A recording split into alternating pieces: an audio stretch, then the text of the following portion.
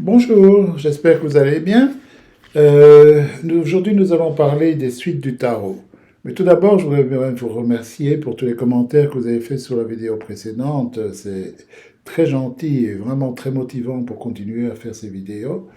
Et d'ailleurs, si vous voulez être au courant de la sortie des prochaines vidéos, je vous conseille de pousser sur le bouton pour vous abonner. Si vous vous abonnez sur cette page, vous serez automatiquement prévu quand une nouvelle vidéo est disponible. Bon, ceci dit, pourquoi les suites? Pourquoi regarder un peu en détail les suites du tarot? Eh bien, la raison principale, c'est parce que ça peut déjà vous donner certains éléments d'interprétation avant même de regarder les cartes ou les définitions des cartes qui sont dans un tirage. Déjà par la composition des différentes suites, on peut avoir pas mal d'idées de ce qui se passe. Bon, qu'est-ce que nous avons dans le tarot? Nous avons 5 suites, mais 4 suites qui correspondent aux arcanes mineures et une suite qui s'appelle les arcanes majeures. Donc à quoi peuvent-elles correspondre? Nous avons commencé par la suite des bâtons. Bâton, c'est en général ce qui est passion, action, nos désirs, nos instincts, le travail, mais dans le sens physique, pas dans le sens gagner de l'argent, etc., mais plutôt dans le sens activité, l'instinct sexuel, notre énergie, le feu qui est en nous. Ça correspond d'ailleurs, si on reprenait le Golden Dawn et donc l'origine du jeu ici, à l'élément feu. Donc c'est tout ce qui nous donne nos passions dans la vie, nous fait bouger, si on veut. Ensuite, nous avons l'élément denier, qui lui est souvent associé avec l'élément terre. Donc nous avons ici les choses plus terre à terre, comme on peut dire, le matériel, l'argent, le monde physique, ça représentera également la famille, peut représenter le monde financier, les héritages, tout ce qui est concret dans la vie. Donc surtout le monde physique. La coupe, les épées, pardon. Donc le monde des épées qui en général est associé à l'élément air. Et par air, donc on peut penser donc tout ce qui est logique, l'esprit, la raison, l'intellectuel, comment nous nous exprimons, donc tout ce qui est communication, parole, les idées, tout ce qui se passe dans la tête, l'imagination, si on veut, les plans que nous faisons. Ensuite, les coupes, qui représentent la quatrième suite des arcanes mineures, et qui sont en général associées avec l'élément eau. Donc là, nous sommes plus dans tout ce qui est émotionnel. Donc, on peut parler d'amour, on peut parler d'amitié, on peut parler de sentiments, créativité, tout ce qui fait, en fait, tout ce qui fait battre notre cœur, on pourrait dire. Hein, donc, tout ce qui est émotionnel en nous. Et la dernière suite, c'est la suite des arcanes majeures. Donc, les 22 cartes majeures, qui elles représentent plus des éléments importants dans notre vie, des choses majeures qui se passent, donc comme une leçon qu'on apprendrait dans la vie ou une chose extrêmement importante. Donc le fait de pouvoir voir un petit peu dans l'ensemble de ces coupes, de ces suites, peut vous donner une idée assez intéressante de ce qui se passe dans un tirage. On va voir un petit peu un exemple ou deux. Donc, je vais enlever ces cartes-ci. Supposons qu'une personne demande comment sa relation va avancer. Hein. On pourrait penser à une personne qui vient de rencontrer quelqu'un et qui demande l'évolution de la relation. Et disons que nous avions ces cartes-ci. Donc nous avons le 4 d'épée, le 5 d'épée et le valet de bâton. Donc qu'est-ce qui se passe ici? Nous avons une carte d'épée, une carte d'épée, une carte de bâton. Donc élément air, élément air, élément feu. Alors si on reprend un petit peu les mots que nous avons vus un peu plus tôt, les définitions, les mots-clés, on pourrait parler ici donc de ce qui se passe dans la tête, donc les idées qui passent, etc. Même chose ici, on peut avoir idées, expressions, tout ce qui passe dans la tête ici. suivi d'une carte qui parle avant tout de passion. Donc, on voit déjà ici un premier problème en interprétant, sans même regarder ce que les cartes veulent dire. Nous avons deux suites qui sont assez volatiles, si on peut dire, comme ça. Donc, l'élément feu, l'élément air, un peu tout feu, tout flamme, les choses deviennent vite extrêmement passionnées, on y pense, etc. Mais en même temps, on peut remarquer qu'il y a deux suites des arcanes mineures qui manquent ici. Et en général, quand on regarde un tirage, je sais qu'avec 3 cartes, on ne sait pas avoir toutes les suites, mais il est toujours intéressant de regarder la composition et entre autres ce qui manque, parce que ça donne souvent aussi pas mal d'informations. Il manque ici, par exemple, l'élément eau qui est représenté par les coupes. Donc s'il n'y a pas de coupe, donc on ne voit pas de sentiment ici. Non, il n'y a pas d'émotion, pas de sentiment, ce qui est extrêmement ennuyeux quand on parle d'un tirage de relation. Parce que bon, c'est la première chose qu'on attendrait de voir entre deux personnes qui ont une relation, c'est quand même l'amour, les sentiments, avoir quelque chose l'un pour l'autre, le cœur qui bat. Et ici, évidemment, ça manque, ce qui est assez ennuyeux. L'autre suite qui manque, ce sont les deniers. Donc ici, on est dans l'élémentaire. Donc bon, on voit ici qu'il n'y a pas de concret. Il n'y a rien de concret, rien pour attacher cette relation. Et c'est ça qui donne un peu l'ennui ici, c'est ce manque d'émotion, ce manque de concret. C'est ce qui fait que ce tirage est un peu tout feu, tout flamme, comme on disait. Donc ici, déjà, avant de commencer à interpréter, on a une idée assez précise du genre de problème qui se passe. Évidemment, si on commence à interpréter, qu'est-ce qu'on peut voir ici avec la première carte ici, nous avons une carte qu'on pourrait appeler le repos de l'esprit. Le 4 de denier était appelé dans le système de base de Starhole, donc le Golden Dawn, quand Wade l'a inventé, truth en anglais, ce qui veut dire paix. Donc comme une paix temporaire si on veut, donc on voit le repos de l'esprit. S'il y a une paix temporaire, on pourrait dire que ça a probablement déjà éclaté avant.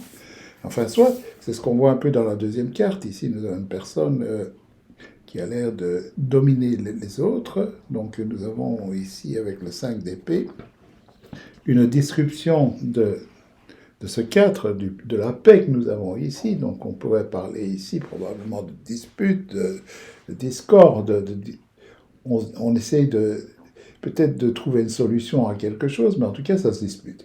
On voit les deux personnages ici qui sont dos à dos.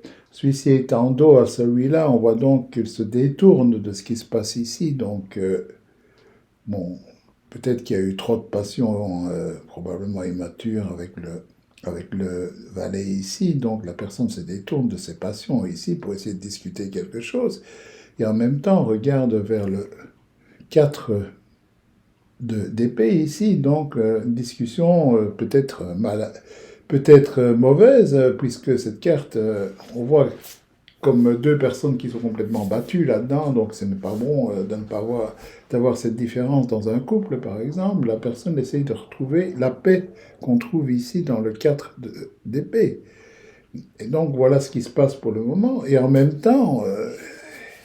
si on interprète la dernière carte, on voit ce valet ici qui tourne le dos à tout le monde ici, donc qui veut s'écarter de toutes ces discussions, etc., et de l'aspect mental, pour retourner vers une passion, avec les bâtons. Mais évidemment, aussi, on peut se dire que le monde des valets n'est pas quelque chose qui est extrêmement stable. En général, les valets représentent, si on avait des personnes, des gens assez jeunes, donc qui ne sont pas vraiment très matures encore, donc on reste dans les enfantillages, des choses qui commencent, avec lesquelles on expérimente, etc.